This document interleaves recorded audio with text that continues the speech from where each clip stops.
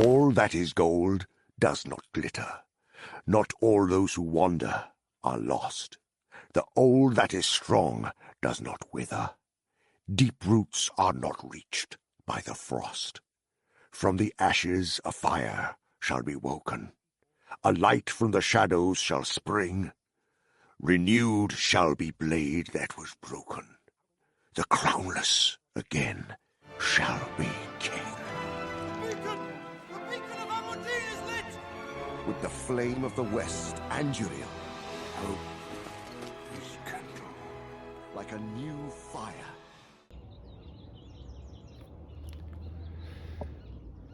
Greetings, bonjour. So honored and happy and excited to be a part of this this current Freedom Under Natural Law number 5. Let's get this shit fucking lit, like those beacons, right?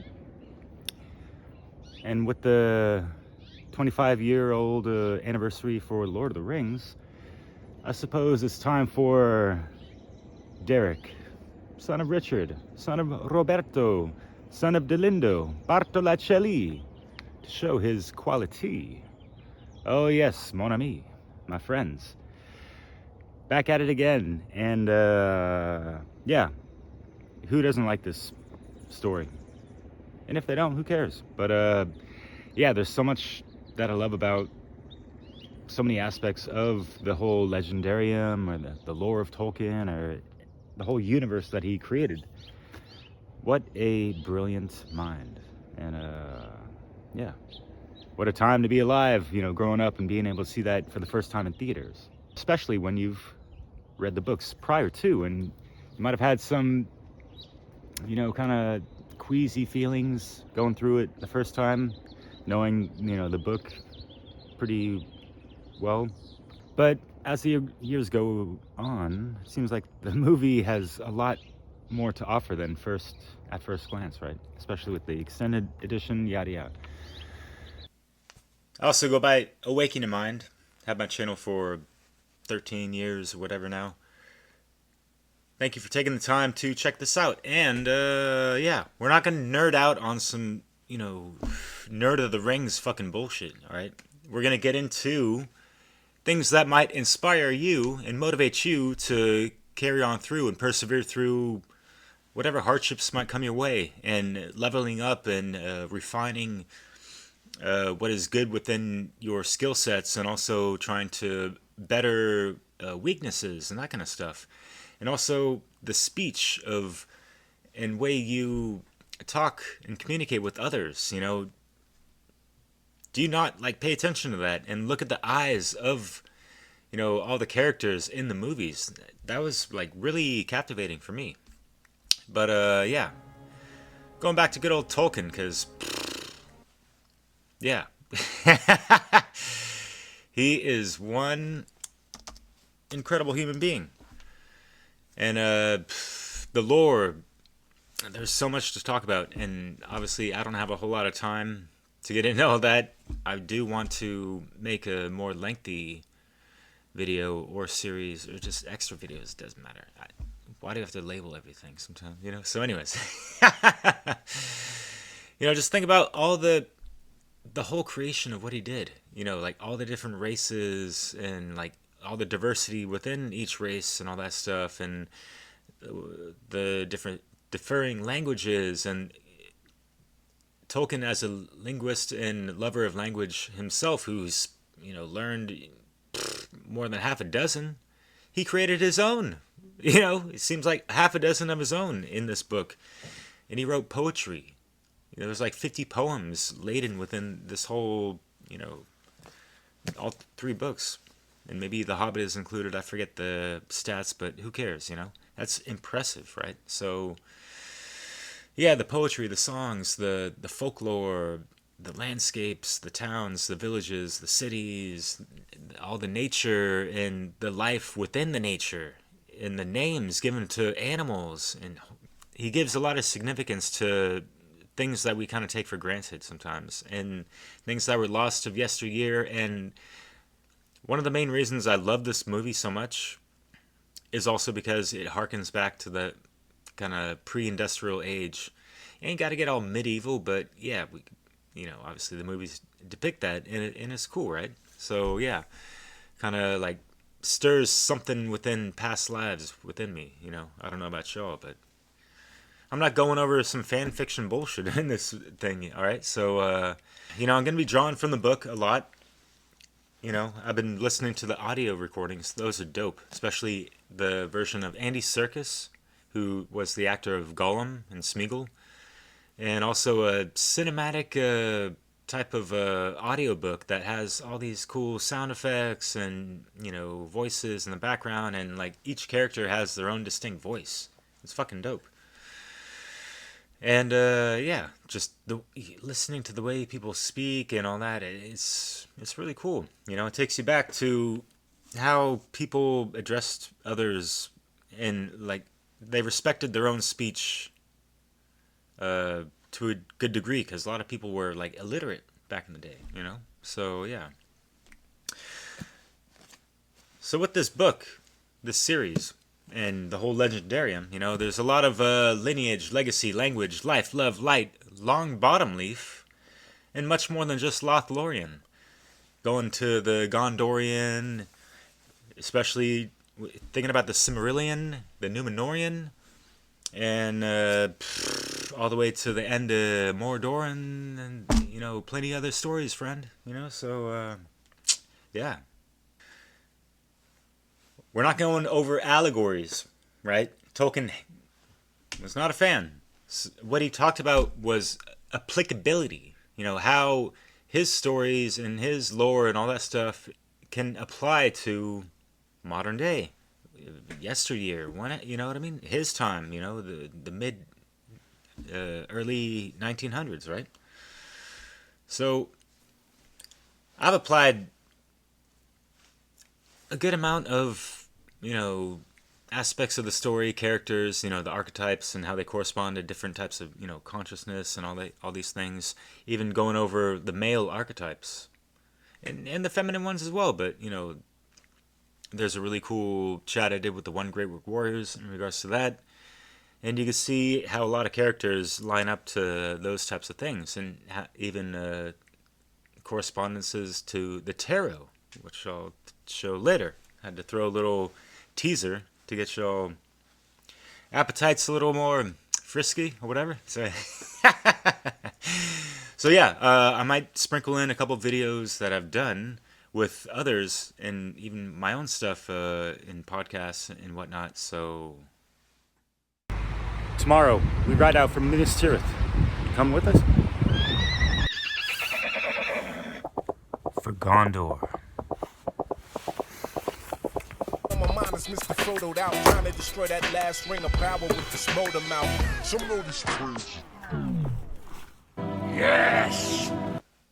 So, things to take away from, Tolkien's magnum opus is that his belief that aside from the Catholic fucking bullshit, like Catholicism, Christianity, all these major religions, they are paltering knowledge and truths and information that was already established well before any of these religions were created, with their false ass fucking gods and all that shit, But aside from that, Tolkien had a lot of great things. His belief that compassion, not power, reveals true strengths of character, overcoming adversity and all these things, persevering through the most toughest trials of your fucking life, right? He speaks a lot about, well, he doesn't speak about it, but it's portrayed in, about moral victories, There is objective morality in Middle Earth. As much or, probably less than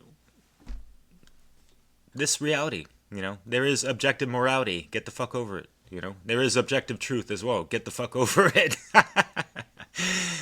Natural law, bitches, don't you know?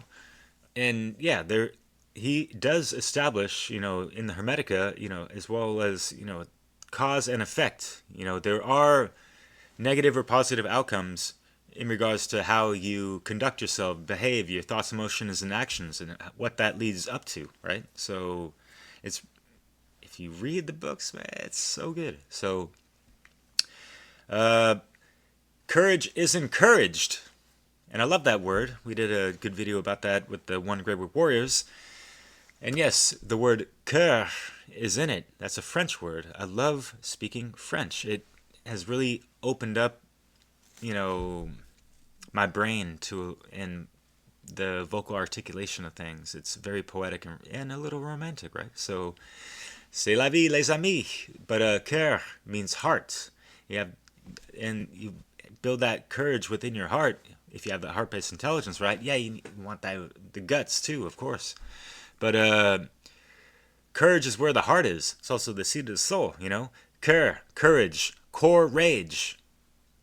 Rage against the dying of the fucking light. And Tolkien does a great job of portraying like the false cold light in regards to Melkor or Morgoth, if you will, Ungoliant, Sauron, and then Saruman that kind of fucked around and found out the hard way and all that stuff. And Balrogs and all that stuff. Yes, they have light to them. They, you know, they do have that flame and darkness, but is that it's the false cold light, like what we see with fucking archons and shit like that in our realm and universe, right? So a lot of interesting stuff going on that we can correlate and apply to, right? So no Frodo. Let's keep it on the swords with medieval times and Lord of the Rings and all those wonderful Tolkienian things. Because yeah, we can't be smeagling the truth, right? And just ourselves and act like our subjective perspective is the truth, you know, because it ain't all caps with that shit. We have to just align our own shit with objective truth. And so I think that's why a lot of people get hung up. I think I mentioned this before. People take things too personal. And if people would just chill the fuck out a little bit more. And so with a lot of people that might have too much yang up in their thing, you know, the masculine imbalance, you know, the egg-headed over-intellect type of stuff that's not, you know, really connected to their proper intuition, right? Thinking about the classic tale of the Hobbit, you know, that, you know, people could take that book out, you know, go back to nature in a forest or on a hill and focus in on Tom Bombadil, maybe even sit under a tree, smoke some bomb and chill, and realize that he is kind of like the physical embodiment of the god or creation, if you will. And he's just like speaking in rhythm and rhyme and sound song frequency just all the time. And it's it's quite obvious that I kind of have a inspiration from that. And just thinking about that and being in that free flow of the dance of life, if you will, and you've made that trance and dance already from the programming, so you're actually living your life more authentically. And so I just love how these stories and allegories fit in so well, and we can apply them so much more to our lives and enrichen them and break free from, you know, all these mind control programmings and all these things. So yeah, that one was for the Shire, you know. Yeah. On the real, right? And yes, I actually am on a hill. But yeah, what's up with Tom Bombadil? Not the Rings of Bloody Power version. Yes, that's right, Pippin. Rings of Power. You remember, right? But in the book. I'm not sourcing anything from that fucking dumbass series anyways. What is this madness? Shut it down! Shut them all down! Please make it stop!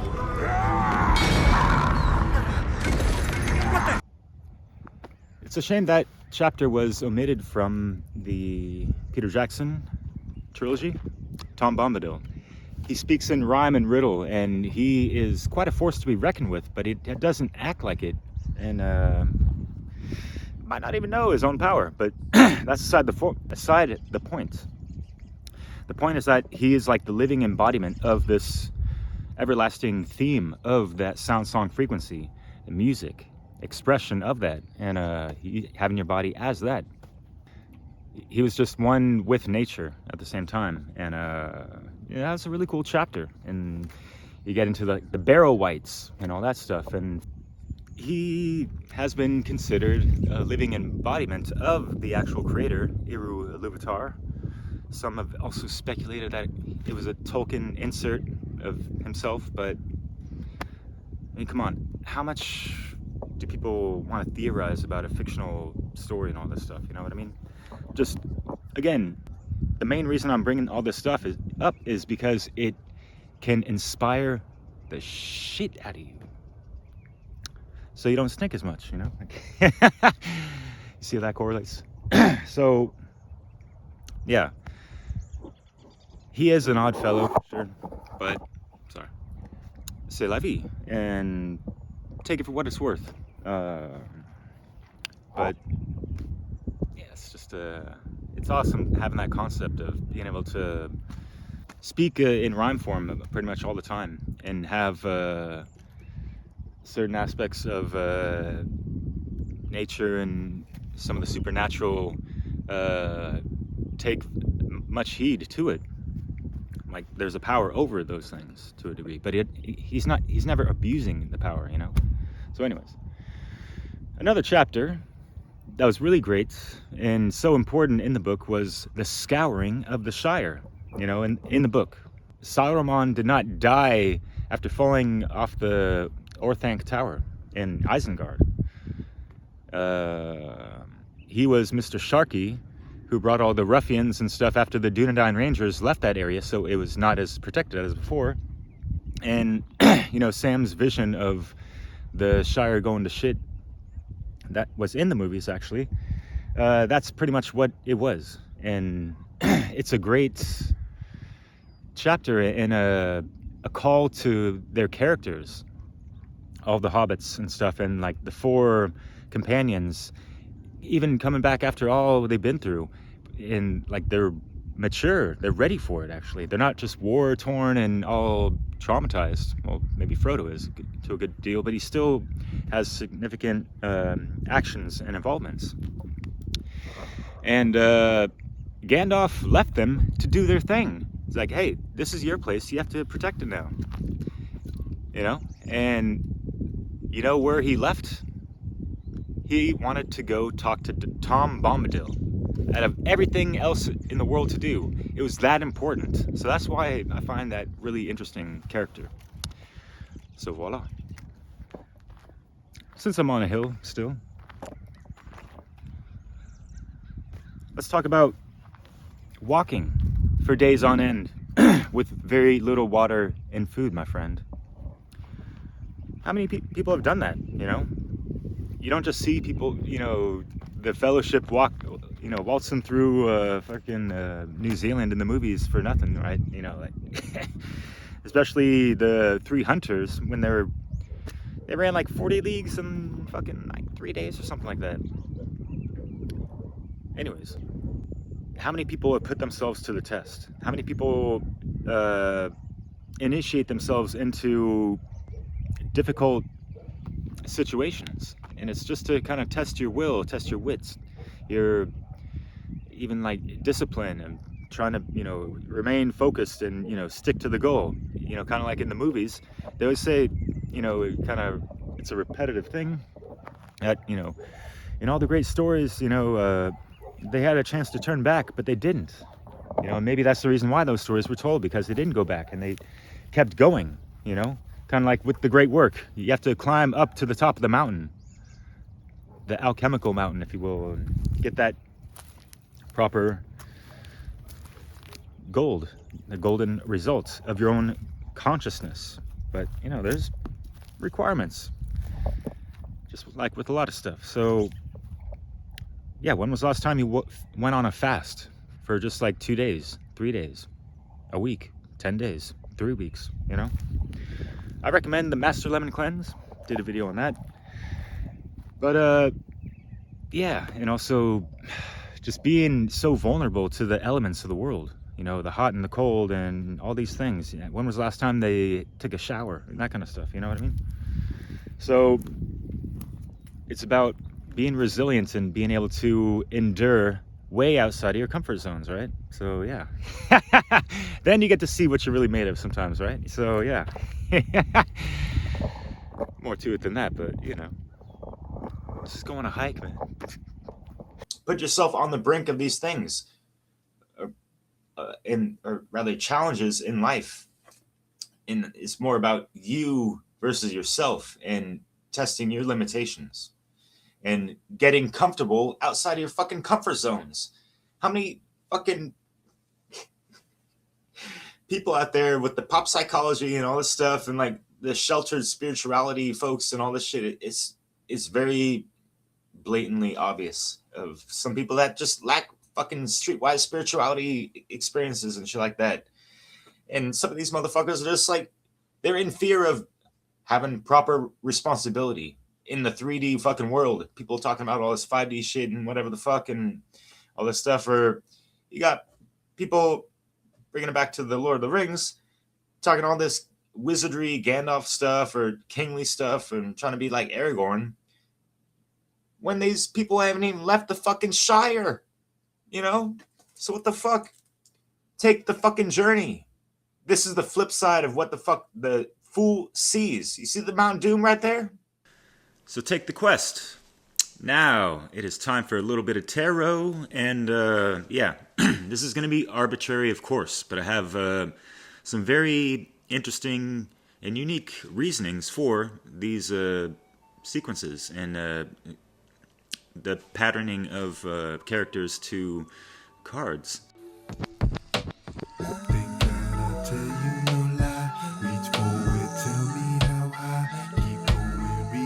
Sky, not knowing how to reply, just feeling let it reside. Inside I'm healing, we try to touch that ceiling and fly, fly, fly, fly. We come busting. Let it go, it's happening to me. I can't believe I'm burning up inside, but there's no fire that I can see.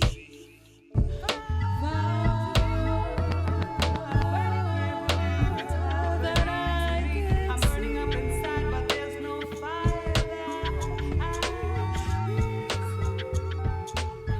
All right, for those curious about these trees, I gotta make haste because I got no time to waste. These are the two trees that lit up the first age of the world of Arda, if you will, when Melkor Morgoth was at large, and eventually he brought and formed an alliance, a weird one, with the the big ass spider, which was the Shelob was the offspring of Ungoliant, which was more massive than Shelob ever was, and so. Long story short, Morgoth pierced these trees of life and light that lit up, the world since there was no sun and moon or anything like that. And Ungoliant drank all the light and life force out of these trees. And it reminds me of a specific tale in regards to Norse mythology, which Tolkien, you could tell he was influenced by that and a lot of other things, way outside of religion, again, But Nidhogg, the dragon, who gnawed at the roots of Yggdrasil, which is the real tree of life, not the Kabbalistic counterfeit. All right, look at the symmetry. I've done some videos on this already a little bit. I've kind of alluded to it, and yeah, I got some rhyme and riddle to it, but in the end, people need to figure it out themselves, right? I can't assume, I'm not looking for anyone to believe anything I'm saying. You have to look into it and confirm it for yourselves, of course, right? But yeah, I found that really interesting and makes sense to me. Enough. I am Gandalf. All right, so I had a section going over some really interesting numerology in regards to Tolkien. You know, 333 in the place to be all day. Oh, that ought to be for another time. But it alluded to something that I got to share in this special ignition sequence of the funnel, sparking, you know, some real type of motivation and inspiration into the hearts and minds of those who might listen. With that flame of passion. Thanks, Sparky. You know that, you know, leaves of three, we don't always have to let them be. And not idly do the leaves of Lorien fall. And some of the symbolism of, you know, what Tolkien has with some of his, the kingdoms and some of the elf races and whatnot, they have different styles of symbols and geometric patterns. And, you know, with LoTR, you know, I can't stop thinking about the triquetra, and stumbled across the poems by Anonymous or something like that. I should have grabbed the credits, but here we go. It's titled The Triquetra Flame. The eternal light that unites all realms, physical, spiritual, and cosmic. And also taking it to the Triskelion, you know, the three spirals of creation. A symbol of protection, much like a beacon guarding sacred gateways. Think of like, you know, like the Rainbow Bridge, the Bifrost. The spark of infinite consciousness, or rather eternal consciousness, within the interconnected cycles of existence. A soul's eternal journey, passing through transformation while remaining anchored in divine truth. And probably aligned to natural law, right? Here's the oath of the triquetra. By the eye of the earth, I stand firm. I anchor into the physical realm, rooted like the ancient trees and mountains, unwavering before the storms of illusion. My foundation is truth. My body, the vessel of creation. By the eye of heaven, I see true. From the higher realms, I perceive beyond the veil. I see the web of destiny. Thinking about the Norns that weave. The patterns of the stars and the song of the cosmos. Take it back to the Ainur. In the beginning was the word, and the word of frequency. Yes. Through divine vision, I discern what is real from what deceives. By the eye within, I awaken. Think of the inner eye, the first eye, right? My eternal consciousness rises, connecting heaven and earth, inner and outer, form and formlessness. Ooh, that reminds me of what Mario West talks about all the time. Here lies the key to sovereignty. I am the flame, the thunder, the watch. I am the eternal fire that purifies. Think about that calcination much. The voice of divine will, and the sentinel who stands at the threshold guarding the rainbow bridge, allowing only authentic frequencies to pass. I am legion. Think of I, Magi Nation. You know, imagination. Think about it. I am one and many, the embodiment of all my lifetimes and soul lineages. Through me flows power of the ancient orders, the emerald codes, you know, fire letter codex as well, right? And the voices of all who came before. Much respects to that quote. Yeah, what does it mean to you? Find significance, right? This is for the Shire. Traveling and truth unraveling across Middle Earth, wind and fire. Avoiding the pitfalls of devilish desire. On a hero's quest going down to the mount-doomed wire. Pushing beyond all mental, emotional, physical limits like a Maiar. That's word to Gandalf. Needing no rings or fancy things to truly inspire. Courage in the hearts of those calling upon a power that's higher. But actually, it's your eternal life force within that never tires, and is what will see you through life's hardest trials. I commune and stay attuned to the universe. That's how I conspire. That It's a way to aspire, respire, breathing in tune with, what is good, staying aligned and all that shit. Because I won't retire, because my soul's on a roll with the Flame Imperishable, so I won't grow tired. Especially from all the darkness that I've transpired. We gotta alchemize that shit. Let's do this shit. Well, fun's fun. Now, couldn't we get out of here? No! It's got to ask us another riddle, my precious. Alright, Smeagol. Riddle me this. What is good for 2026? The year of the Fire Horse. And how it is mighty fitting for this funnel conference. The ignition, the spark, the flame, right?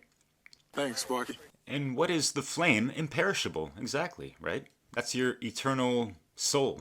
The soul spark. The spark of free will that the creator, Eru Iluvatar, gave to, its, beings of creation. And then they were co-creators, right? They had the free will to do so. But there still comes consequence when you're not aligned to cosmic law, natural law, right? When you're having a discord with the frequencies of truth and, you know what I mean? Order, the disorder, Melkor, Morgoth, right? So think of your body as that vessel, or rather the instrument. And we always have to be fine-tuning instruments, Over time, they get out of tune or you know what I mean? So things to consider with all that. So lighting the beacons of the Flame Imperishable is really just remembering who you are, reforging the sword, your Excalibur, your Philosopher's Stone, the seed of the soul, the heart. Have you reclaimed your eternal flame, by the way? And think of beacons like, chakras, right? Our meridians, nodes, our organs, our glands, way beyond just pineal. We have a lot more pituitary. What else? Fire letter codex, dormant DNA, the whole universe inside you, right? As above, so below. Don't you know? And we need to tend to the fires within, right? So light the beacons of that passion and compassion of life for yourself and for others. But we have to tend those fires as well. They could burn us and others, right? So what kind of legacy are you actually going to be leaving behind for others to revere, to learn from, to be inspired by, right? Where's your fellowship? Or your brotherhood, sisterhood, right? Have you done deeds worth putting into song? Or like stories of old?